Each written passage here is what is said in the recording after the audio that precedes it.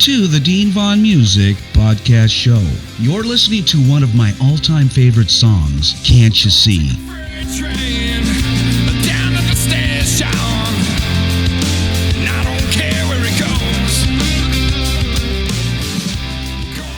Written by Troy Caldwell, founding member and lead guitarist of the Marshall Tucker Band.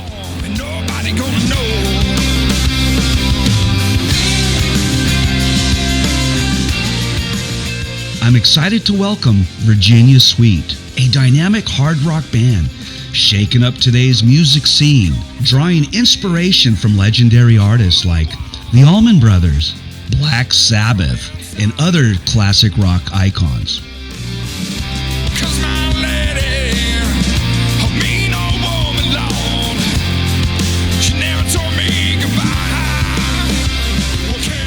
Virginia Sweet brings a fresh yet nostalgic sound that's capturing ears and hearts everywhere. Their debut EP, The Revival, dropped in the summer of 21, and now they're back with their latest release, Virginia Sweet Volume 1.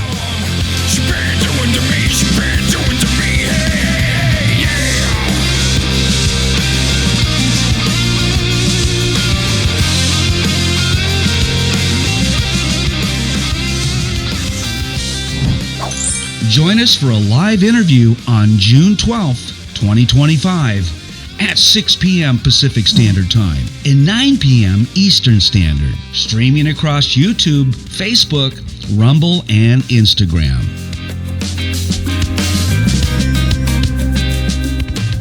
Call in live and talk to the band. Be the first caller in and win a free podcast mug. Don't forget to subscribe so you don't miss this unforgettable conversation with one of rock's rising stars. I'll see you there.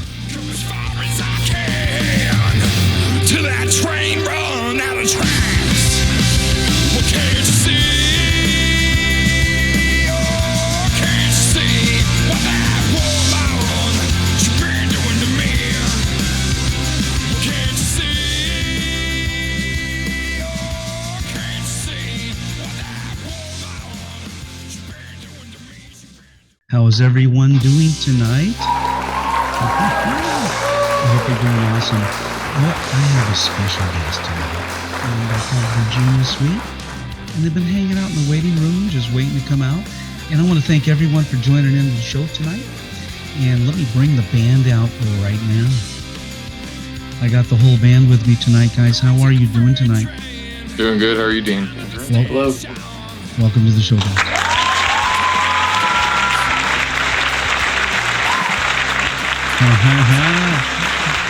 I got your music, man. I got you guys queued up tonight, and I've been playing one of the big hits I guess you guys got going on, Can't You See? Yeah, we just released that about 3 weeks ago now. I think you did a great job. I love the Marshall Tucker Band.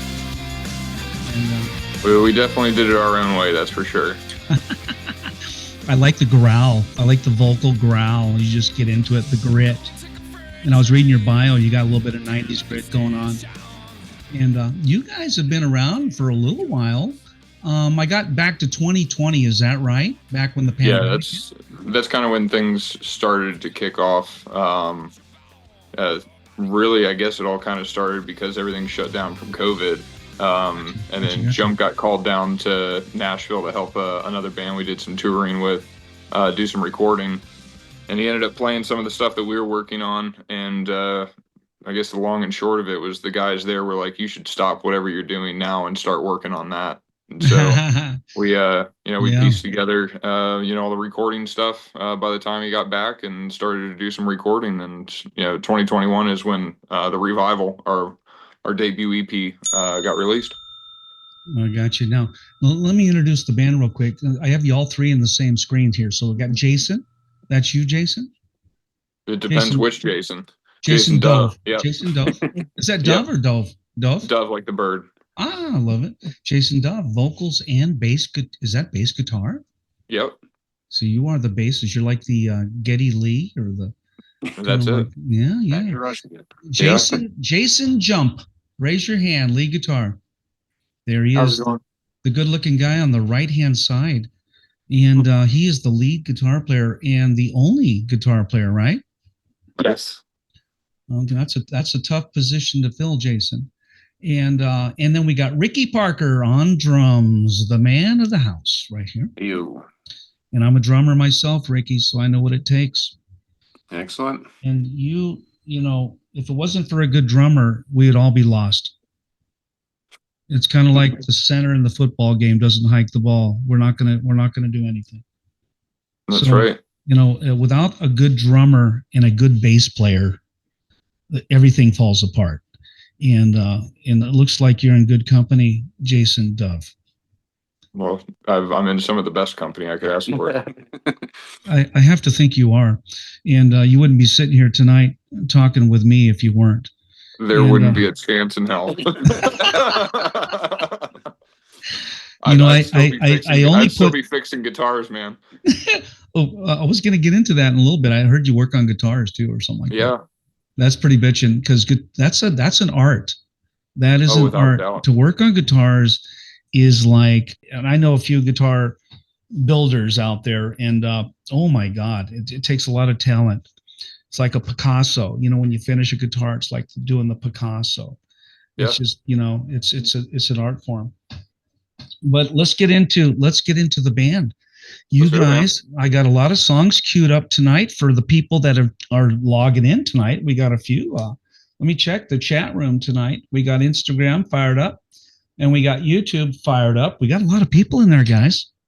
Yeah, we got Brian Moore. He's queued in over there with Curtain Call Records, your A&R rep, and he's checking in on you guys tonight. Excellent. And Detour. I think I interviewed Detour. They're in there tonight, the band.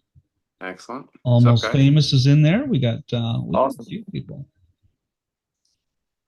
And we're also taking call-ins tonight, everyone. So if you want to call into the show and talk to the band, I will be announcing the phone numbers. Let me get over here to my screen real quick. I don't know if you guys can see it or not. Okay, let's see if I can get the screen up here real quick. Not yet. Can you see me now?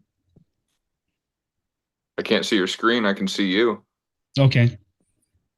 Anyway, guys, so we're taking call-ins tonight. I am going to show the screen, and I'll give you guys all the phone number tonight. So let's get into Virginia Suite real quick. I'm talking to Jason, the lead vocalist. And tell me a little bit about Virginia Suite, when it all got started. Give me the timeline. Is this the original founding members I'm looking at tonight? These are the original founding members of Virginia Suite. So we, timeline-wise, 2020, everybody remembers that COVID happened. We were already playing in a band together. It was kind of like a funk rock soul band. We had a female vocalist at the point in time. And so we all got together as instrumentation wise would be like January of 19. Okay. And prior to that, Jump and I were in the band. Ricky had previously been in it. He took a hiatus. And so as of January 19, he came back. We did some shows in Minnesota. That's where we were at that point in time. We were, based out of Minneapolis area. Okay. And we had done some shows. We had things lined up for 2020 with, we were doing Montauk Music Festival, South by Southwest. We had things lined up for the summer, and COVID happened.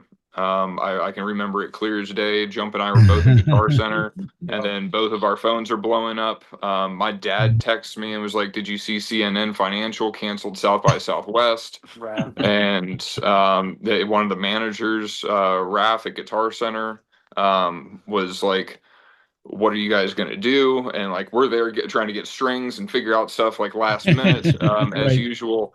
Right. So yeah, I mean, the world got turned upside down. I mean, especially in our industry, obviously everything completely stopped. It just didn't exist.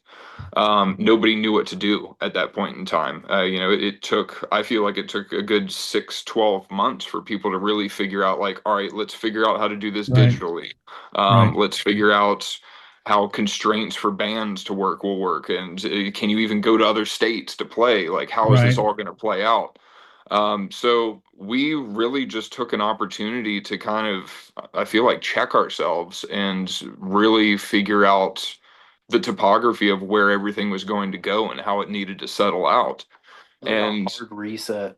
it was a hard Yeah. reset. And so, like I said, through that, Jump got called down to Nashville to help a band that we had done some touring with.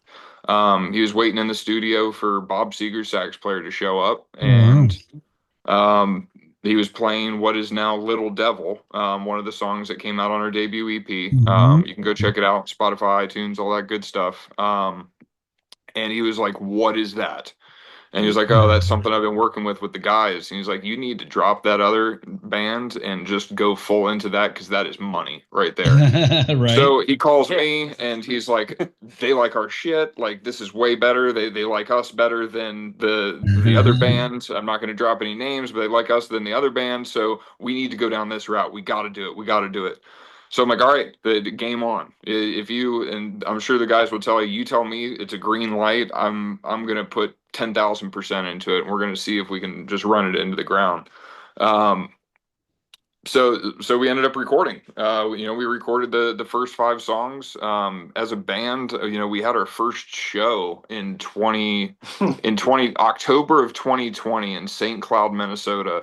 And we did a 3-hour set, and I think I sang. That's a long time. It is, especially for a band where you don't have a vocalist. That's a long show, I man. wasn't singing at that point. I wasn't 3 even fucking singing, hours, man. That's a long fucking time. It was also 36 degrees outside. Yeah, it was also Jesus. 36 degrees outside, and we just jammed. And then after the show, man, people came up to us and they're like, "Where do we get your music?" And then I remember me and Jump were standing in the doorway, and this guy stops us. He's like, "Do you guys have CDs?" And I'm like, "I guess we got to do this then. Like, this is real." Yeah. So then we finally hammered out some more recording through the wintertime. I think we actually really hit the ground running in like October, November, December time. And then, going through the mixing and mastering process, and then it was released in July 2021. And then, podcast. Yeah. And then, I guess I don't want to just keep going on, because then I'll just tell the whole story to where we're right here. Well, let me jump. But that's kind of, the cutting ground of it. Well, I got it. So you guys have been around. Okay, I guess in 2020, which was a horrible time, but it was a good time to get back in the studio and do some recordings. And get ready to come back out, because it was a horrible time for a lot of bands.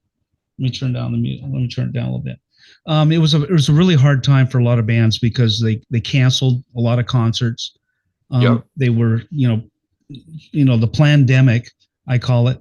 They were telling people to not gather. They didn't want any gatherings, so they closed down all the concert halls. The night. A lot of clubs. I'm here in Las Vegas, and all of the clubs closed down. They shut down all the stages, and even after COVID, a few years after, they were still closed. In fact, some of them are still closed today. Right, man. Yeah, it's amazing. It's amazing. It is. And then a lot of people quit their jobs. They took the government money. They didn't come back to their jobs. So all these places, when everything kind of came back, they didn't have any employees. They didn't have anybody to work, Right. So it was just we didn't crazy. have AI yet. Yeah, we didn't have fucking AI, right? Jesus Christ, it was a mess, man. What a mess. But you guys, why we made the album we made, though. Like the EP is kind of, we made it with zero intention of it really going anywhere. Well, I'm looking at the EP. Are you talking about the Revival EP? Yeah, the Revival. It was. That was in 2021, right? Yep. Yeah. Okay. So we recorded that. We recorded that in Jump's basement in Richfield, Minnesota. Okay. Yep. Nice. Like you said, there were no rules. There was no rules. Still, there's no rules. Damn it, we could do whatever the hell we want. That's how we approached it. And you guys are an independent band, correct? Independent artists. Okay. Yeah. And I know you guys are under the Curtain Call label, but you guys are still independent. Right. Yeah. So you can do whatever the hell you want. As always. Yep. And I got your website. For people out there that want to check out Virginia's Suite, their website is virginiasuite.net. Is that right? That's right. So everyone, if you want to look at all their stuff, their merchandise, their store, you want to buy their album, you can do it right now. virginiasuite.net. And what a great band, because they're my wheelhouse. I'm Southern rock, I'm blues, I'm classic rock. I love Led Zeppelin, Aerosmith. I love Leonard Skinner. I love all the great Southern rock bands. And when I heard you guys playing Can't You See, I recorded that song once. And man, I love that song because it's got such soul and such grit and such meaning. And it just gets down. It gets down. Yeah. And you really bring it out. You know, you bring that song out. And I know you guys did a couple recordings. Now you got Virginia Suite over here. And it's on YouTube. Virginia Suite, Ball and Chain. Yep. And then Relevance. Yep. Tell me a little bit about those two songs. We're probably going to play Relevance YouTube music video here in a couple minutes. Yep. Tell me a little bit about that song, how it was created. Is this the band on the song? Yep. In the music video, tell me what went into it and how much fun was that? Yeah. So the song itself started that actually Jump had sent over some lyrics in the group chat. And honestly, I was already sitting at the computer. I saw the text come up and I read it. And then I just stopped what I was doing and I picked up an acoustic and I just had this kind of very repetitive E that was happening. And honestly, the melody just came right too. For some reason, this was one, like I read words and immediately there was a melody to it. And so I think it was the next rehearsal, walk in and I'm like, hey, I figured something out with the lyrics.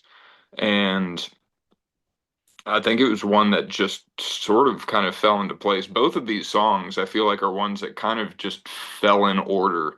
Yeah. And then Relevance definitely. Yeah, Relevance. Relevance was definitely lightning in a bottle. That was one of those like 10-minute. All right, we've got like multiple parts here. Yeah, it just flowed. Did you all collaborate on the song during the writing process? Yeah, pretty much everything that we're working on. It's putting all our heads together and knocking it out. Gotcha. I actually don't think there's a single one where one person has approached and been like, "Hey, here's something. Let's do something with this." It's been like, "Hey, I've got this part.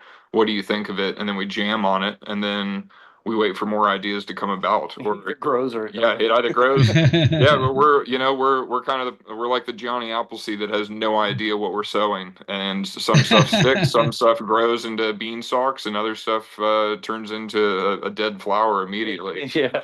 Well, sometimes you just have to start. You have to just go.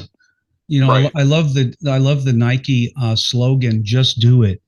And sometimes you just have to hit the button and go, and then you figure it out. You know, if there's some things you need to work out, figure it out later.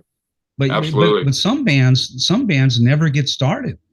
They just, we can't do this, so we're not going to start. So I think that in life, sometimes when they say fake it till you make it, there was another slogan where just start moving in that direction and shit's going to fall in place. Right. The inertia is going to carry it through. Yeah. And you guys have the talent to do that. Oh, so, I appreciate it, man. Thank you. Well, you guys do. I have the video queued up already, and I'm looking at you guys are sitting in a field. It's pretty cool.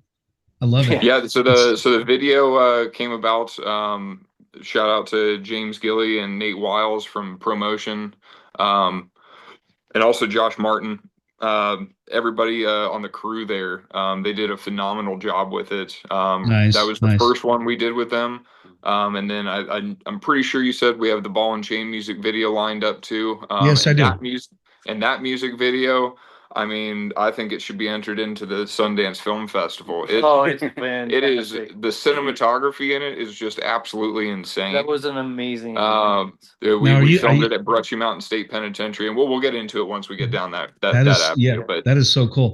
Well, let's play this for the audience so they can get a little feel for how good you are. You guys are badass, and I'm going to share it right now. Let's go.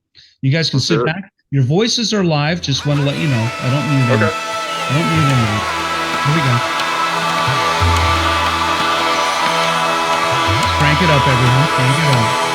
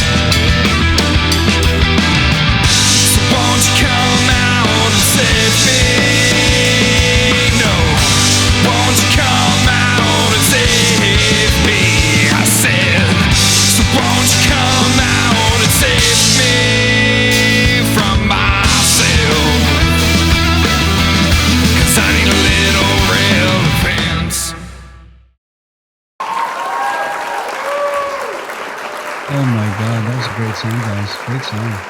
Thank you. You know, it brings me back to that old 80s, 90s grit, man. You know, that vocal is so raw and so original. And just, you Well, know, thank it you. just brings me back. That none of that fake shit, none of that digital crap. I just No, man, it's three people and three instruments. Well, I guess four if you count the vocals, but Well, you guys are a three-piece band, kind of like Rush. You know, Rush yeah, also brought a. there's no tracks or pre-recordings. I love that. I love that. And I love the raw, original, analog. You know, I come from the 80s. I recorded my first record in 1979. I was the lead singer for Aftershock at the time, and then I was the lead singer for Danger. So Okay. I'm a musician just like you guys. So I'm not just Yeah, man. I'm not a podcast guy sitting out here trying to guess what the fuck's going on. So I played with some of the best bands in the world. You know, I played with Van Absolutely. Halen. You know, I played with Guns N' Roses. I played with everyone. Without a doubt, dude. And you know, and I'm 62 now, so I hate to say my age. It just sounds so old, but I feel so young. You could just say 26. I Let's turn those numbers around, baby. You know, 26. I mean, sounds you just really blame good. it on dementia, man. I always have been dyslexic. I was always dyslexic. But 26 makes a lot of sense. I'm looking at your bio, Ricky Parker on drums, man. Ricky, you are a badass drummer. And I'm going to pick on you first, only because you're on the left. You're on my left hand side. And Ricky is the drummer, Ricky Parker. And Ricky, tell me a little bit about your career before Virginia Suite, and give me a little rundown on how you met these guys, and give me some highlights in your music career as well. And I'm going to ask you a lot of questions and go all the way back to high school. Were you like a band nerd? Were you playing in band? Just take me through the whole run. Yeah, so whole thing, I guess. I'm gonna one up you, and we'll start in middle school where I started playing trumpet in the high school Ah, you band, were a band and geek. then I knew that.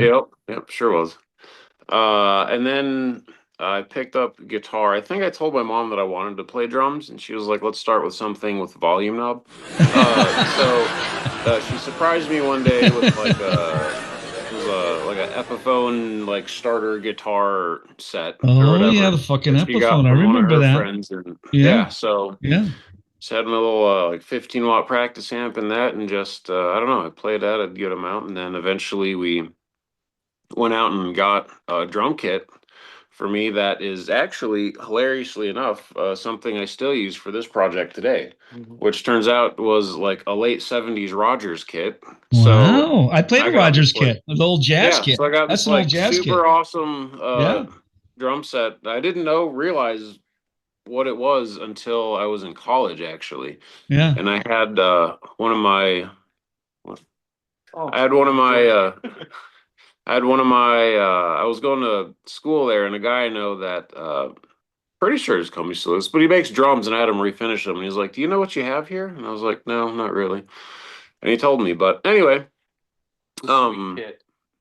uh yeah, so I played started playing drums in like early high school. Never played that in like marching band or anything like that, but Like stage what band, kind of like stage band. Like yeah, I mean, I yeah. played in some jazz band stuff in college All right. and all that, but yeah, studied music in college, and then when I went to finished high school and started college in Minnesota, which is ultimately Minnesota. Okay. yep, which is ultimately where I ended up meeting these guys. But we've moved around a lot. Both my parents are in the military. Anyway, Nice. yeah, so I went to studied music in college and all that stuff. Did some touring in a couple other rock bands. Played a lot of jazz all around the Twin Cities.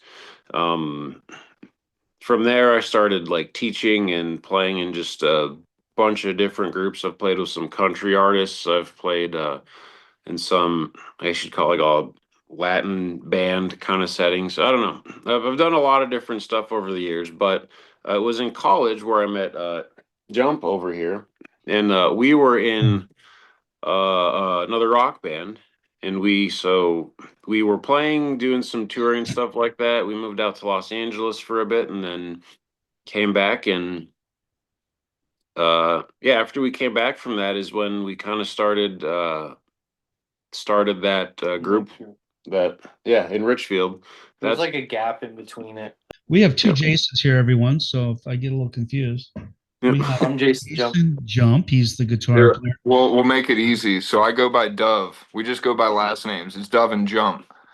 Dove and Jump. I like that. Okay, Yeah. Dove. Yeah. Sweet and simple. If you're okay with that. Virginia, we got Dove and Jump. I like that. This is a little easier for me too. But let's get into when you met Jump. Yep. This sounds weird to me. Jump. Okay, look, Jump.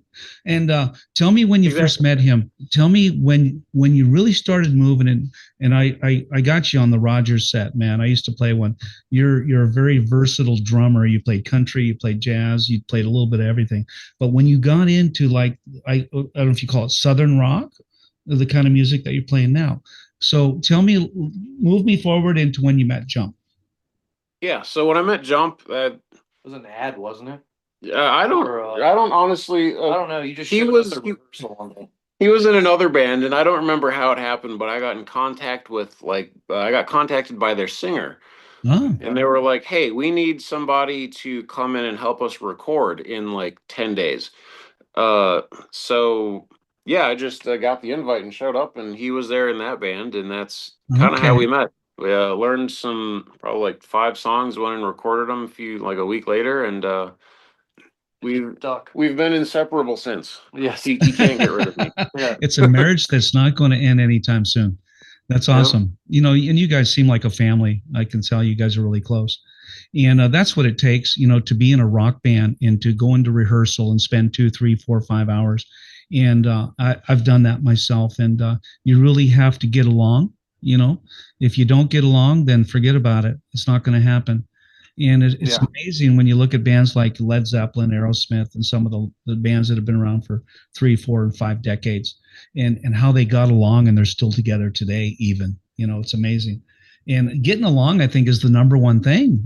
Just staying together, and writing songs together, and staying collaborative, and staying happy. And I was talking to Carlos Cavazo from Quiet Riot, and he was telling me how miserable he got playing with Kevin DeBro and Benelli on drums. He just was so miserable. He quit Quiet Riot, and they were one of the biggest rock and roll bands of our time, back in the 80s. Yeah. And he was talking about how they played in front of 1 million people at the U.S. festival. Anyway, what really got back to personalities, egos, they got out of control, and they just couldn't get along. And you guys seem to me, you guys are getting along just fine. Virginia Sweet is in the house tonight, and I love it. And I want to play another video. I want to play another video tonight before the audience, gets, it's amazing. People, unless they know you, they'll leave real quick. So if they're jumping in on the show tonight, I want to play one more video of Virginia Sweet, and we got Ball and Chain. Is that the one you wanted to play? Yeah. You better put your seatbelt on. This is a great video. They did the team at Promotion did such a good job. I want to play Ball and Chain. Let me cue it up, guys. And this is the live show tonight. We're streaming live on Facebook, Rumble, Instagram, and YouTube.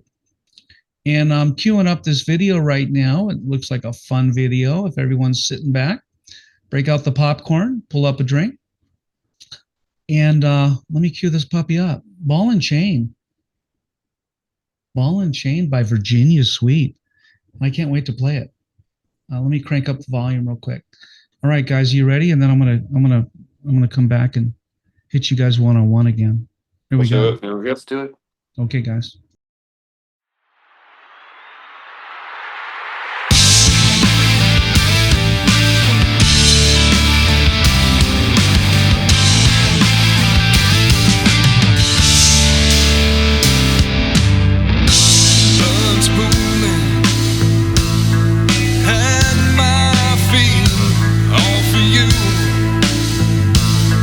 None for me, just get away.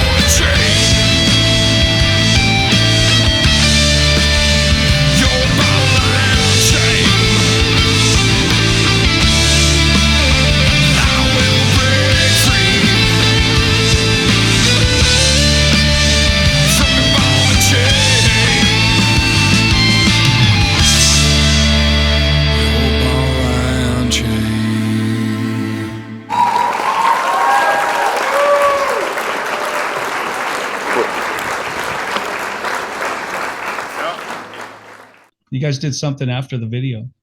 Yeah, it's like a little I forget what you would call it. The words escaping my mind. Cutscene. Yeah. Well, Well, bonus outtakes. yeah, outtakes. An Outtakes. outtake Yeah, you gotta have outtakes, man. You know after that, being in a yeah. haunted prison for 4.5 hours. Yeah, That place was so creepy. It was so crazy. Yeah, so that was Brushy Mountain State Penitentiary. Oh my God! So tell me a little bit about the song. When you wrote the Yeah, song. so the song itself, honestly, I can't put my finger on how the instrumentation was done. This guy probably remembers. I can give you all the information. However, I can. I didn't want it to be a song. However, I can remember exactly what the lyrics are about because so we're yeah, let's just get saucy with it. So I was installing gutters in Minnesota at that point in time. All right. And we won't name companies or names or anything, but the person that I was working for, things were starting to go downhill. They were starting to do a lot of drugs and a lot of drinking and starting to cut pay down. It felt like slave driving. And so I wrote a song lyrically that was ball and chain about how I'm basically not going to take your shit anymore and I will walk away. I love it, man. Take this job and shove it, you know? Yeah, absolutely, man. Take this job and shove it. I ain't working here no more. Yeah. You know, I love the songs that just, you know, go against the grain or go against, a lot of people are afraid to say it, but you guys are not afraid to say it. You know, you not just anymore, jump out there and put it into a song, right? Yeah. What better way to get the message out than put it in a fucking song? Yeah, especially when people can interpret it any way they want. Well, now they can. Well, yeah, and I mean, that's why this one wasn't lightning in a bottle. This one was more of a process because I wrote the chorus riff first. And as we were trying to write the song, I did not like it. I did not like the guitar parts. What you hear on the record, Michael Blue was who we recorded the song with out in LA, was a huge help with trying to piece things. But the verse of it, it was one of those, I wanted the song to go away, but the vocal hooks, vocal hooks were so good. And I just was like, all right, I'll just punish myself until I get this right. And we played, I bet there was probably 200 versions of verses out there through the different shows, but these guys stayed consistent. They put up with a lot of different variations and effects. And then, when we got in the studio, then it started coming together. Yeah. And then the rest of it fell into place. But it was, because of what I knew what the song was about. You know, like when I heard the vocal hook, I would tell them, like, even in an argument, I'm like, because they'd be like, fine, man, we just won't play it. And I'm like, no, it's a hook. Like, I want the vocal part's too good. You know, it needs a home. And so there was something there, and you took it a little bit further and made it into a great song. These guys, their parts were like done and dusted pretty quick. I was the one running to get on the bus daily. Well, you are the guitar player. You are kind of the instrumental part of the song. You're kind of like the entire song instrumentally, right? Yeah. Of course, you have the bass and you have the drums, but yeah, that chorus stayed steady, but the rest of it finally fell into piece and what a great song, place, man. And then I was pretty proud of it. Ball and chain. You know, I just love the way it starts. Gets right into it, man. Yeah.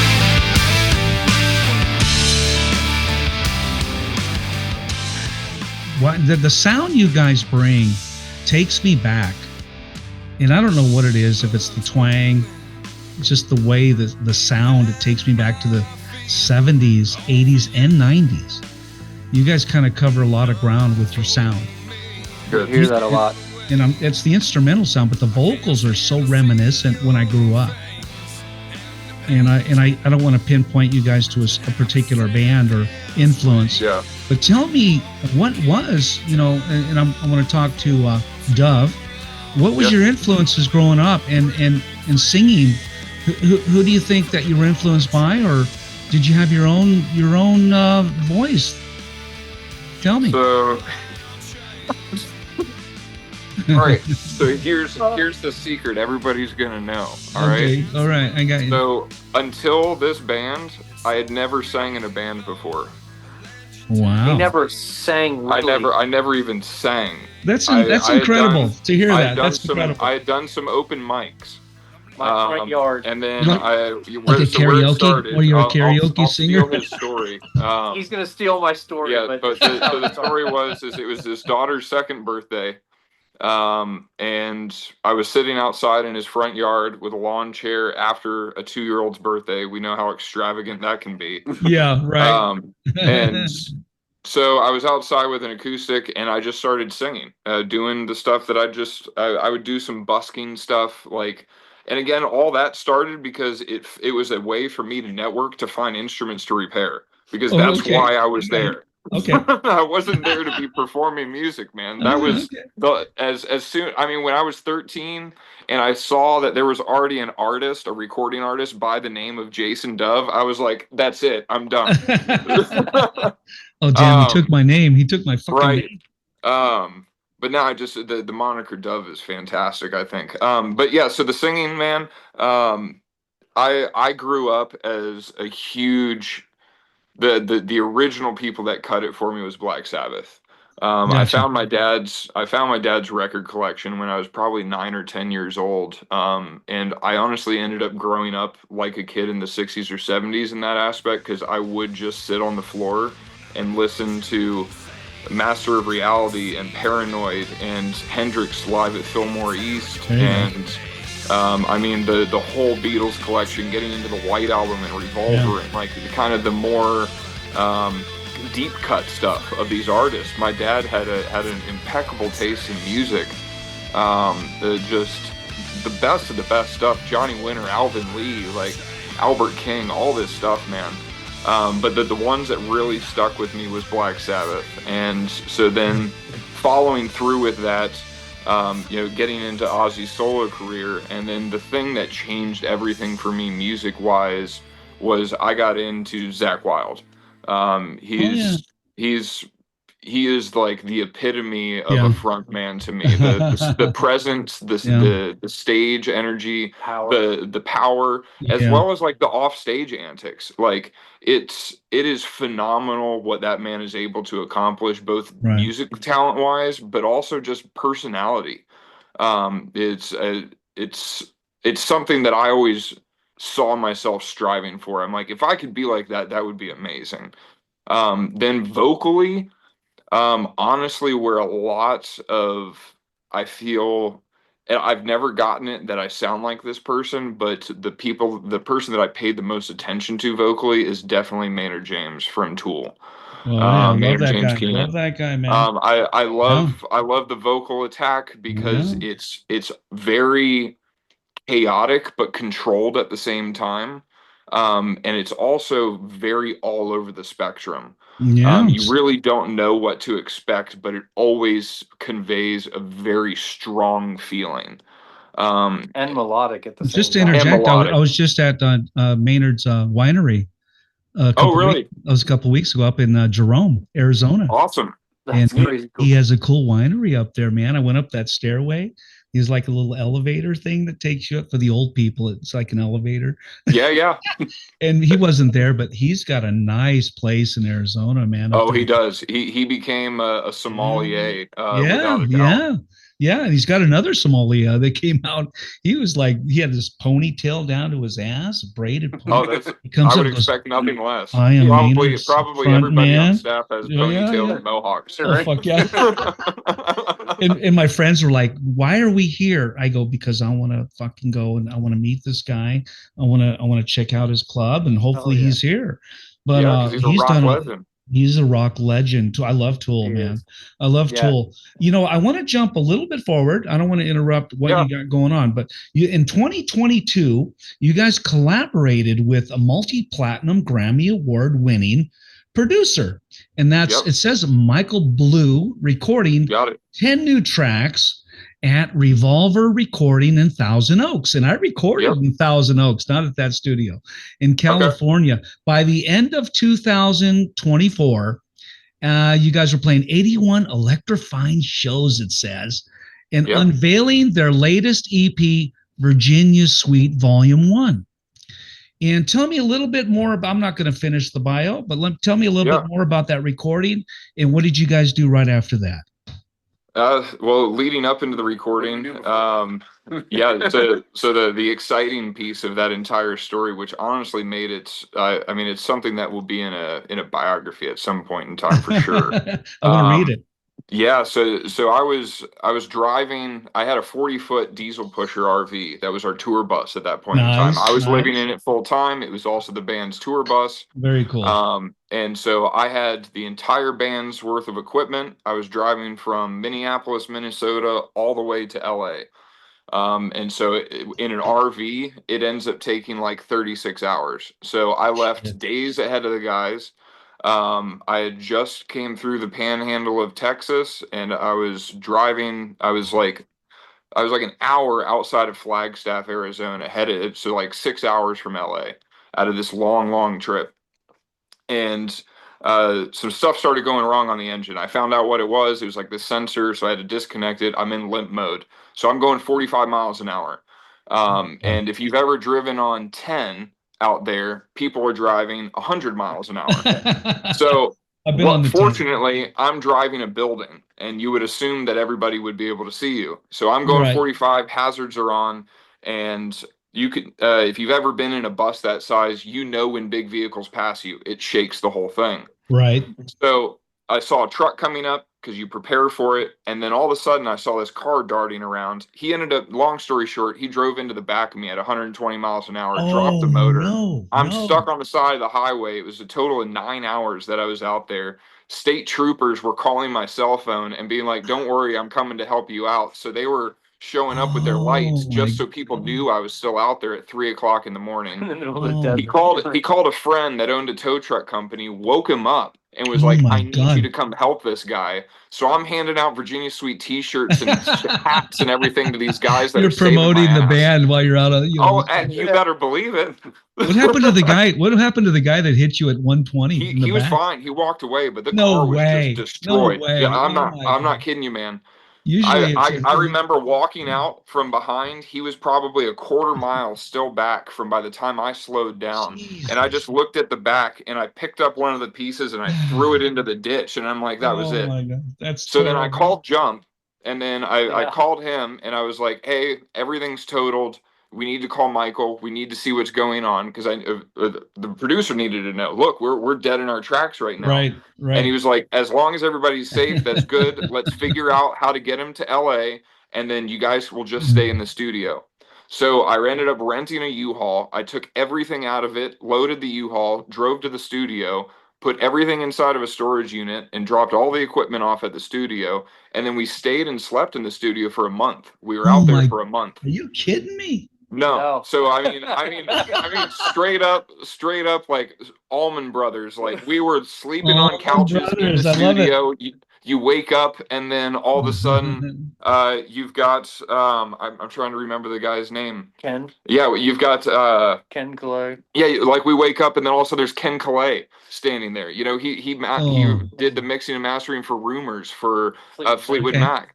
Yeah. So yeah, I mean, you just wake up, and then there's like these extremely famous people that are around you, and you're like, "What's going on?" And you're just trying to sip coffee and realize what's going on with the world yet. Try to slide into the shower. Yeah, and so I mean, luckily Michael had the whole place decked out. Like, there's a shower, there's multiple kitchens. He's got 2 different Studio A, Studio B. So I mean, yeah, I mean, legitimately, I slept on the couch in the master control room. Ricky was in the live room, and then Jump was in one of the isolation booths, so he got the quietest room. Nice Jump. But yeah, man, I'm not complaining. No, but it was something that I'm sure all 3 of us are going to remember, even when we're old and senile. There's no way to forget it. No. It was a magical experience. The people, everyone there was magical. Everybody that we met was great. The process was great. And hats off to us. We did end up recording 10 songs in about 10 days, even though we were there for a month. At some point, Michael ended up getting sick, so he was out for a few days. Yeah. And so we were still just shooting the shit around the studio. But yeah, Ricky killed it. Yeah, that Go was ahead. at the Revolver Recording in Thousand Oaks, right? Yeah, Revolver Recordings in Thousand Oaks. And are you guys? Did you hang out in California much? Not until that point. Yeah. But then we spent a month in California. So they had, like they said, they had lived in LA prior to me even thinking about living in Minnesota. I had lived in San Francisco and Sacramento for about 3 or 4 years, back from like 2010 to 2013, 2014 time. So we had all experienced California. We had all been California residents. You guys look kind of young. Like you, I don't think you guys saw me play. I was the lead singer for Danger. Now, I would have been headlining Hollywood back in 1986. Yeah, this was way after that. Yeah. Way after. So I was a little before your time. But, Hollywood, LA used to be a very thriving rock and roll. Everyone wanted to be there, right? Oh, kind of like Sunset, baby, Sunset. Yep. Yeah, Sunset Boulevard, Hollywood Boulevard. I was headlining the Roxy for many years, and I was headlining Gazzari's. I was the house band at Gazzari's. Me and Bill Gazzari were like this. We were friends, and I was playing the Whiskey a Go-Go. Almost. Yeah, Ricky and I have played the Whiskey a couple times. Yep. So so Los Angeles. I don't know about today, but it's changed over the last 20, 30 years, as you know. Oh yeah. And I'm going back 45 years of playing music myself. Yeah. And you guys look young, and you are, I think. You're not as old as I am. But music stays with you for the rest of your life. And you guys are going to be doing this when you're my age and you're older. You'll be 80, 90 years old, and you go, I can still play that song. You're going to have your guitar, and your wife's going to be sitting, oh, honey, you sound better than you've ever sounded. Music stays with you for the rest of your life, and that's what I love about music is we can also be creators. We can write our lyrics. We can send a message, like send a message in a bottle, but we send a message in our music. And everyone listens to it. And if the music has a little bit of a catch, they might listen to the rest of the words. That's why I love country. Country, it grabs you and then it tells a story, right? And rock and roll has always been a little bit shallow on the lyric side. I'm not talking about, Dylan and Leonard Skinner. I'm talking about some of the shallow 80s bands, Warrant, Guns and, she's my cherry pie. I was just thinking about that song, dude. I was just thinking about that song. Were you really? See, I got you. She's my cherry pie. Like, come on, man, that's deep, right? And I was talking about pastries, right? Oh my God. I was talking about this with a band last week on the podcast show, and I go, you remember when just lyrics had no meaning? They were just talking about a girl, Yeah. Isn't that funny? We think on the same line. That's crazy. And there are some I know, and there are some bands that actually put some meaning into the lyrics. They actually are telling a story. And I think we're getting back to that in today's rock and roll, and it's funny because I find myself writing more meaningful lyrics today. And I just wrote a couple songs on my last EP about a few months ago. I wrote a song about what's happening with the COVID and all the shutdown in the government and not being able to go to work the next day because everything was shut down. And I wrote a song called Slipping Away. And then I wrote a song called Roll Down the Window. And Slipping Away was I woke up and I got a call from the boss that don't come into work today because, we shut down the office and everyone's working from home, and all the streets were just like desolate, like even Las Vegas. They had, just it looked like a ghost town in Las Vegas. It was kind of eerie. I wasn't here during that time, but I heard it looked like a ghost town. Yeah. And imagine Las Vegas with nobody in the casinos. Oh, yeah. That's a lot of money being lost. That's a lot of money. Las Vegas is not getting in the casinos. They lost billions. Yep.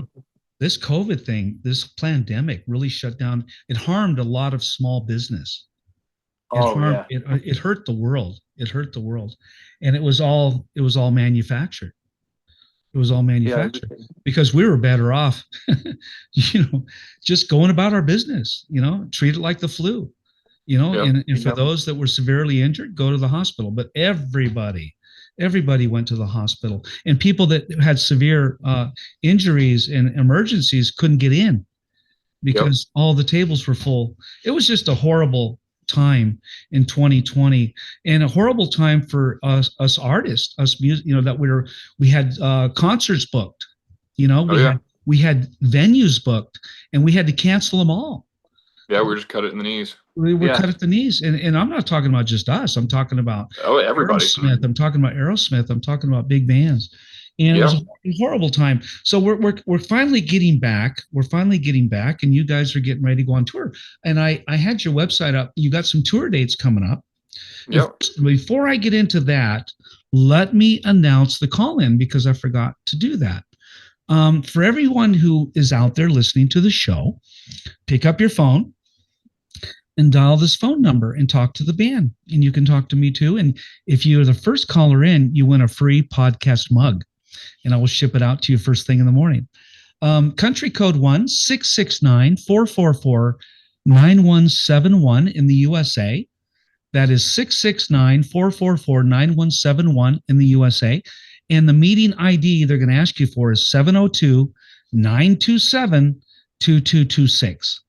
Meeting ID 702-927-2226. Write that down. Call into the show. Win that beautiful mug. I don't know if you guys can see it. It says we can see it. Virginia Sweet. There you guys on the front there. And that is a two-sided mug. And there's 5 colors, by the way. There's red, there's black, there's purple, there's blue. But I put the red one up. What a cool looking mug. And they're really nice guys. They're really nice mugs. And I like to send one out to the band when we're done with this. So scan. Thank you. Yeah, absolutely. And if you're in another country or another state, you don't want to dial that phone number, scan the code on the screen. Scan to find your local number, and that can be in Germany, Russia, Finland, Brazil, Australia. If you scan that code, you'll get all the phone numbers all over the world. So just giving you a little heads up, call into the show, talk to the band. It's always a lot of fun when we get a caller, especially one that's been following you guys for many years. I get some really good call-ins sometimes. And sometimes nobody calls in. I think they're afraid. They're afraid to put their voice on the air, Yeah, that's right. like they're on TV, man. I don't want to be seen on TV.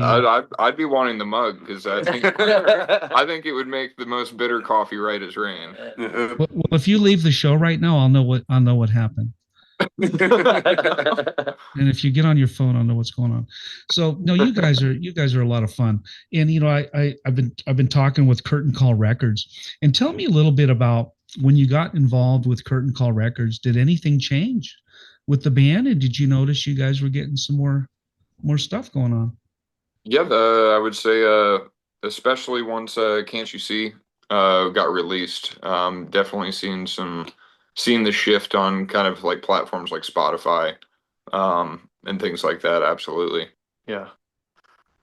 You guys have quite a few songs out. How many albums do you have out today? So we've got 2 EPs and a single, and the single is leading up to the EP that's coming out this fall, September 19th. We've got another EP coming out. Okay. So that'll be a total of 15 songs at that point. So you guys definitely have enough for a nice live show. Yeah, total. I think we're at about 20. Yeah. All right. So what I have upcoming is June 13th, 2025. You guys are busy. This is Sevierville, Tennessee. Yep, that's actually so where we're at right now is actually the house of the infamous James Gilly from Promotion LLC. They're responsible for a lot of what we've gotten into over the past 2 years or so. Yeah. Okay. But yeah, so we're staying up here. We're going to be shooting a music video for the next single that's going to be coming out July 4th, Too Far Gone. Nice. So this is the groundbreak announcement. It hasn't been announced until right now. Yeah. So we're going to be headed to Sevierville tomorrow night at the Roadhouse Lounge. And then next week, we're going to be in Savannah, Georgia at the Warehouse Bar. It's always great down in Savannah. It's right off of River Street there. And then on Saturday, we're going to be at Smokey Joe's Cafe in Charlotte, North Carolina. Yep. Smoky Joe's And Cafe, then June let's 21st. see how good the memory is. And then the weekend after that, we're actually going to be down in St. Augustine on the 27th. June 27th, you're at the Colonial Oak Music Park. Yep. Mhm. And that's in Augustine, Florida. St. Augustine. St. Augustine, gotcha. Yeah. And so anybody listening, write that stuff down. Write it down, because these guys are going to put on the most unbelievable show you've ever seen in your life. So without a doubt, you need to go down and see these guys. July 4th. You guys are playing on the 4th of July.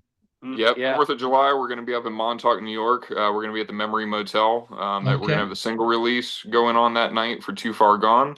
Okay. And then the next night, we're going to be at Lynn's Hula Hut, which is also up in Montauk. And we're working on possibly getting a couple other dates to bookend that while we're up in Montauk.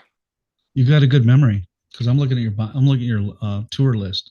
How far you want to go? We'll test it. I got July 11th. You just said the Fishing Round Bar.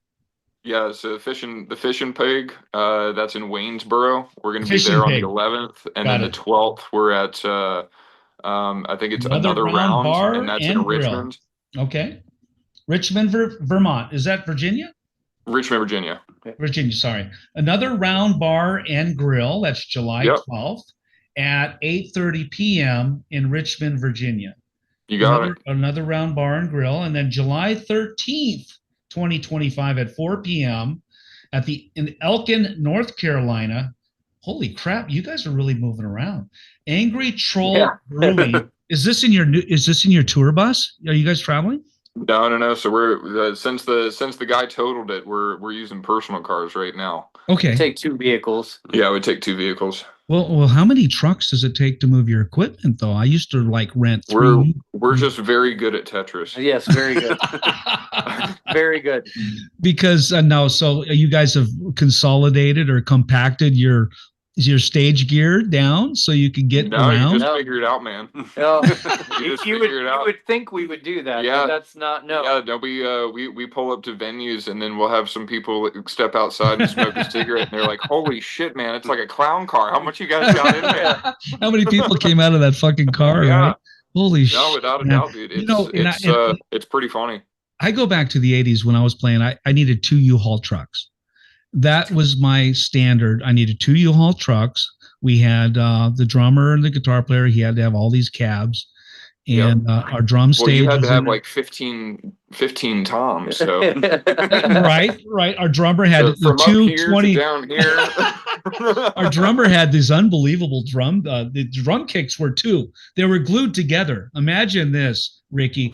You got 2 floor tom. I'm sorry, 2 bass kicks glued together, and wow, 4 of them.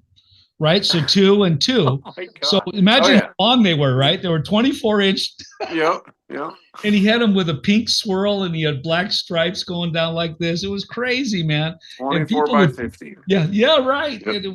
And whenever we played, he had to have these goddamn big ass bass drums, man. I'm like, shit, dude. And I'll never need forget a furniture truck. Yeah. So we needed a truck just for him. And I had like 3 keyboards. I have, 5 guitars. And then I had 1 guitar player in Aftershock and then Danger. But anyway, just had a lot of equipment. And we had to put on the big show. That was in the 80s when the more equipment, the better. And we had a lot of hollow cabinets, right? Nothing was in them. Yes. But, we just put them on stage and it made it look good, blah, blah, blah. And there was like a couple, speakers in the bottom.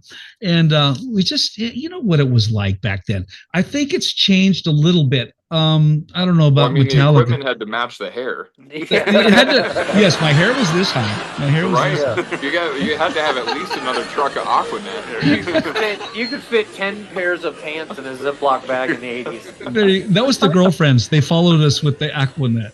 Yeah. The girlfriends followed us, and they would do our hair in the dressing room.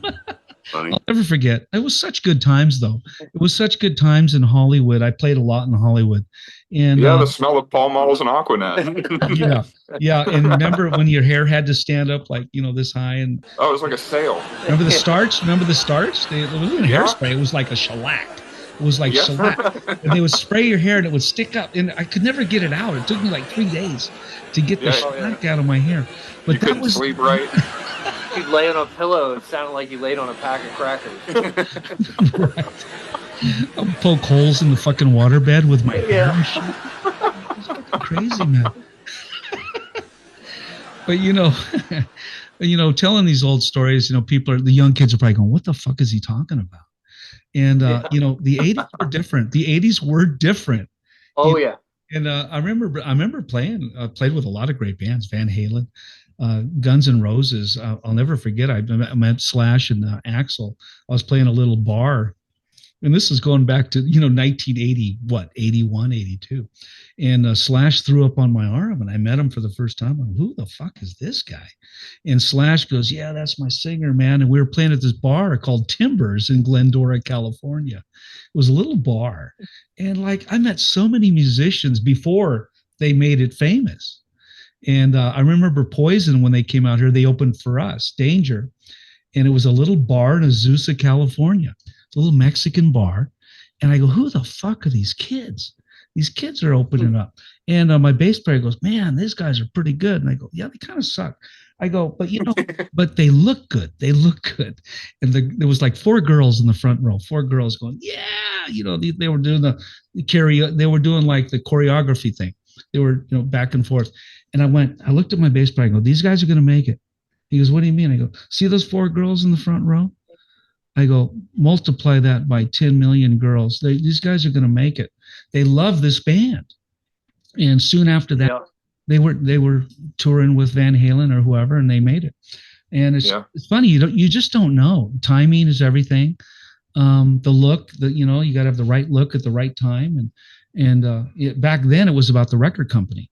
Right. The A&R rep was looking for exactly what they needed for the next year, because they would do the album and do the tour, but they had to kind of predict what was going to be popular a year from now. Yep. Right? So that was back then.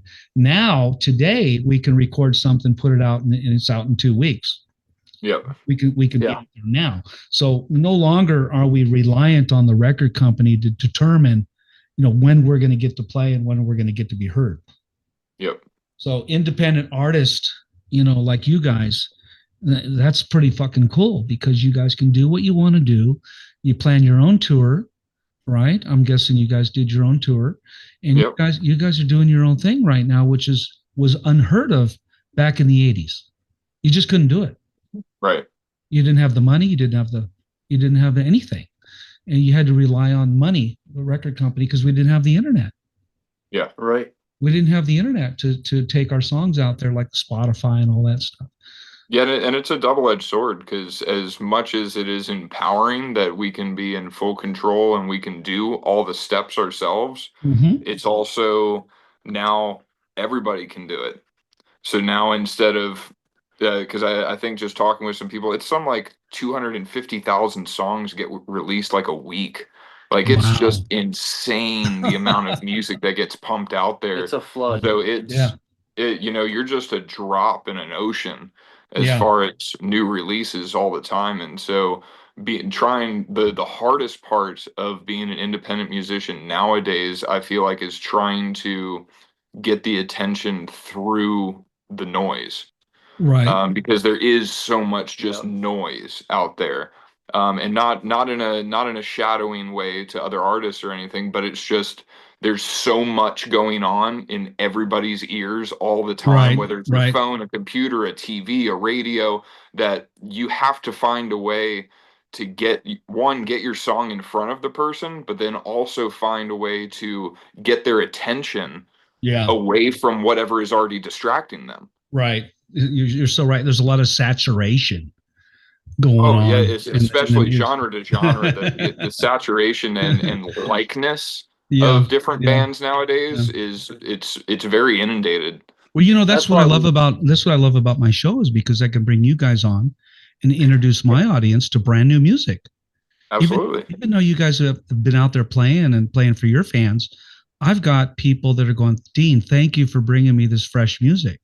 Oh yeah, I mean, people like you are, I mean, they're such a massive help to bands out there. Mm-hmm. And thank you. Yeah, thank you. I mean, Thank you. for taking the time. I mean, that's Uh, why we put so much into our live show. Like it's we want our live show to be an experience. You know, every an experience that hopefully lasts with people that come out. and you know what, Jump? I didn't really dive into your background. Tell me a little bit about yourself when you started music, and take me all the way back. Not all the way back to the beginning. I mean, but like Ricky did. So thanks, Ricky. I appreciate it. Hey, you asked for it. I did ask for it. I did. I got to be careful what I asked for. But I mean, I Ricky- noodled. I originally wanted to be a drummer, and like my mom was like, no. And then it started. I actually babysat a friend's guitar. He was leaving town with his girlfriend and wanted me to babysit his guitar because he didn't trust his brother or his brother's friends. And I learned a few songs. He basically was like, if you babysit this, I'll teach you how to read tab. And so I learned how to read the tablature, and then I just learned a couple songs, and I kind of fell in love with the process. And then I'd always loved music. Again, long story short, my parents listened to a lot of cool music, so records, CDs, all that stuff, classic rock, right. old R&B and blues, and all of that stuff. Just a good, variety of all the good stuff. And music just always had an effect on me. Like it could make a bad moment a good moment really quick. It was When a did lot you of first, when did you first pick up a guitar and decide that's the instrument you wanted to play? Once I babysat my friend's guitar. I didn't play it that much, really. I learned some things, and then I kind of was like, well, whatever. And then I asked my mom. It was later that summer. I was like late teens. I think I was like 19, and I got an Oscar. No, it was an Epiphone acoustic. It was my first Epiphone. guitar. Yeah. And I loved it. I learned a bunch of stuff on it. Radiohead, Dave Matthews, Metallica, whatever, you name it. Right. And then I was like, this isn't loud enough. And then I got one of the ugliest purple Ibanez guitars you'll ever just imagine. Ugly purple. And that's what I was like holding. And I played that, and then I broke strings on it. And then I was like, all right, apparently I can't do the electric guitar thing. And so I got another acoustic. I got an Ovation. And I had that for a long time. And I just noodled. I jammed with people. I never took it serious. I was going to grab my purple Ibanez that I have hanging. Mine I got it was like a pawn shop. So mine had definitely seen some magic. Dean's guitar. It's fucking purple. I love it, man. Prince. Man, it was like, it wasn't even like solid. It was like you could see like where it had faded and people would sweat. I mean, it definitely had seen. I wish I had known the stories behind it. But yeah, I jammed with people. I ended up in a band in Maryland. We did eventually, just jamming with friends, people I worked with. We did some touring and all of that. Then I ended up back in the Midwest where my family was from. While I was touring, my mom relocated back to the Midwest, how I ended up in Minnesota. And then I didn't play any leads until this band. The band were before, you a lead guitar player before this band, or no? I was straight strum, man, rhythm to the core. I never even learned a solo in my entire life. Okay, wow, all right. And the band before us, I kind of started dabbling with it, especially during practice. And then how I became what I am today is completely their fault. I give them all the credit. I love them for it, but during the process, they were not my best friends. When we recorded the album, when you listen to the Revival, there, we did all the rhythms, and then they would send me, it was COVID, so they would like send me hey, let's put a solo in there. Yeah, like that's like 90 seconds, man. I've never written a solo in my life. Like that's 90 seconds long, and so. Oh my God, Dove, did you help them at all with the leads at all? Do you play guitar yourself, or was it all? So I grew up as a guitarist. Yeah. And I definitely didn't help musically with it. I was the recording engineer. He helped with patience. Patience. Yeah, I was Okay, the guy that was like sitting there, and then you hit space bar, and then you're listening, and then you hear it, and then he finishes it, and then he's like, "Well, how was that?" And I was like, "It was good, but I think you can do better. Let's try it again." Oh God, you're that guy. Again, you're that guy. It was like, oh yeah, do it then, again. Do it again. Yeah, do it again. And then I still remember the final take of recording the solos for the revival, and it was just one full final take. And it's like I had pretty much quit on it. Yeah, it's like 6 minutes. It's legitimately like 5 or 6 minutes of soloing, and I just remember I was so mad. He's livid. I was pissed. I've got headphones on, and I'm just like listening, and I'm like, we could do this. It's gonna be it. And I'm like, let's just do it one more time. Let's do it one more time. And then I just remember as soon as like the song finally started to end, because it trails off. There was more soloing that goes on beyond what the recording shows. Gotcha. But I just remember like hitting the space bar and jumping up, and I was like, that's it. Yeah, and you got the ear. You got the ear. You're the engineer. I have a couple series. You're like the producer. It sounds like you're like the producer and engineer of the band. Is that right? In some facets, absolutely. Okay. We like to say he builds the fence that we play in. Ricky and I, because you let Ricky and I go, there's not we tend to take some turns. So Dove is very good about building a fence for us to play in, and all right, guys, time to go back to the barn. Like let's come home. And so because we jam a lot, we improv a lot, and so. Well, you're a bass player and a drummer, so you guys can probably sit and work up a sweat for 2, 3, 4 hours, just jamming, right? Because I know what kind of drummer Ricky is. He's got the Rogers set or the Slingerland or whatever it is he's playing. He's like a jazz drummer, can play anything, and you're probably multifaceted bass player. You two probably, I'm guessing, can get down for 2, 3, 4 hours by yourselves. Yeah, I'm definitely where I come in with the bass is, again, bass was not my first instrument. I've only been playing bass for about 4 years now. So I grew up as a guitarist. And so a lot of my bass playing is much more like I'm taking the position of like a rhythm guitarist. Yeah. Okay. It's an interesting combination. It just works.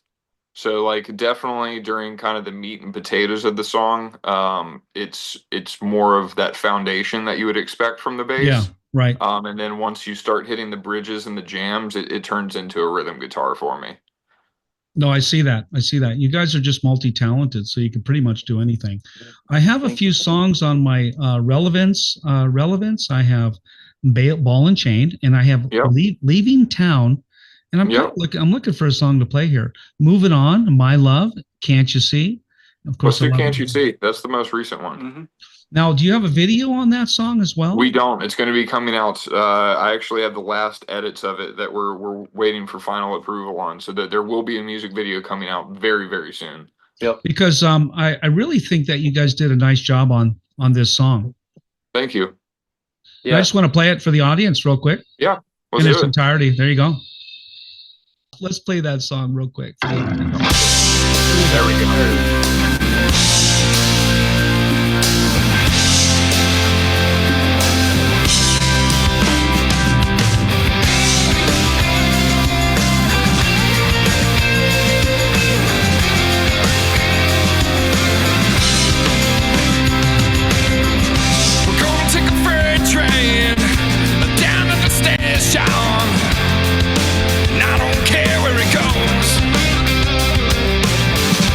Gonna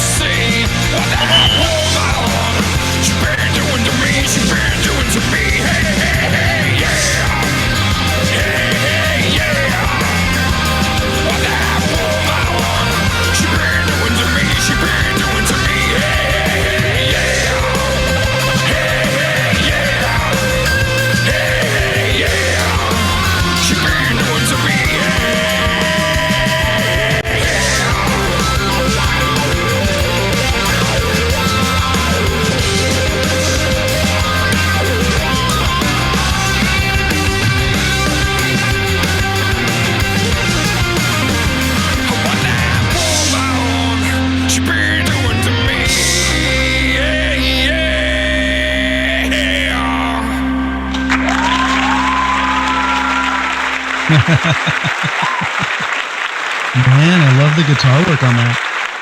The vocals. Oh my God. I just love the way you roughed it up even more than it already is, the original song.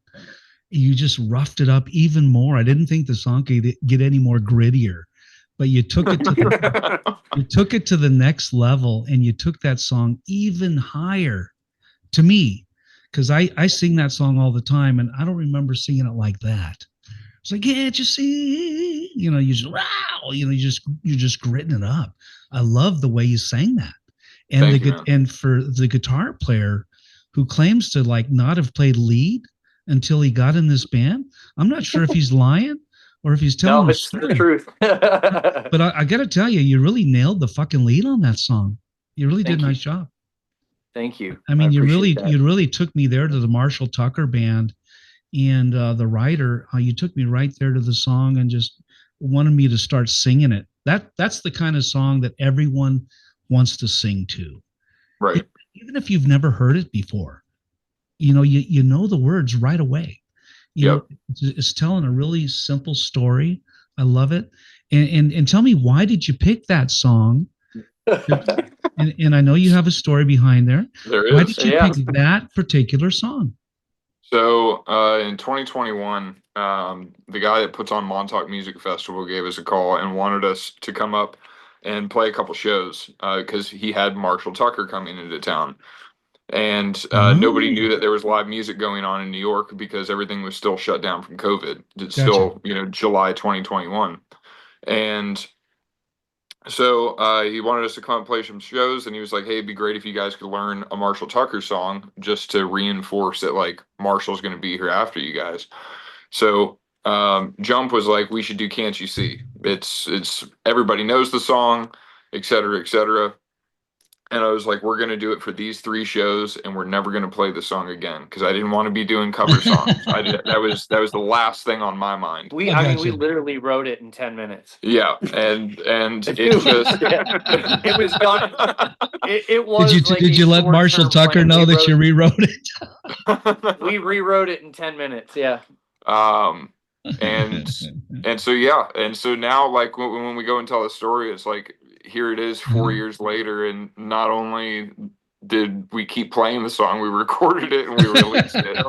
Well, we're in a day and age where you can record someone else's song, and nobody seems to care anymore. Yeah, we did put the song away. Like, we did play it, and then it was an encore situation. Yeah. We had it was like a show. We did like 3 encores. Okay. And Dove's like, sorry guys, like, we don't have any more songs. And Ricky, just usually quiet, always has like the one thing. He's like, actually, we do have one more, Ricky. We have one more, Ricky. Which one was that? So we played it, and everyone went nuts. And so we were like, we should maybe do this again, but not make a habit of it. Not make a habit of it, but what an song. But what an iconic song to play, and it really fits with your style of music. That song fits right into your set. So I think you guys picked the song. And I think it's paying homage to some people that paved the road before us. Yes. But I think I'd like to humbly say I think we did the song justice, but no offense, Marshall Tucker Band, I think we one-upped you here. We added some extra energy that I feel the song needed. Now, did you think about putting the keyboard part, the little flute, the pan flute? So it's actually a Hammond. It's a chopped Hammond. Okay. Roger Manning Jr., who's from Jellyfish. You might know that band from back in LA times, Jellyfish. And then also, was that before Jelly Roll? The Jellyfish? No, this is probably, Jelly Roll was probably like 5. I'm just kidding. I'm just joking.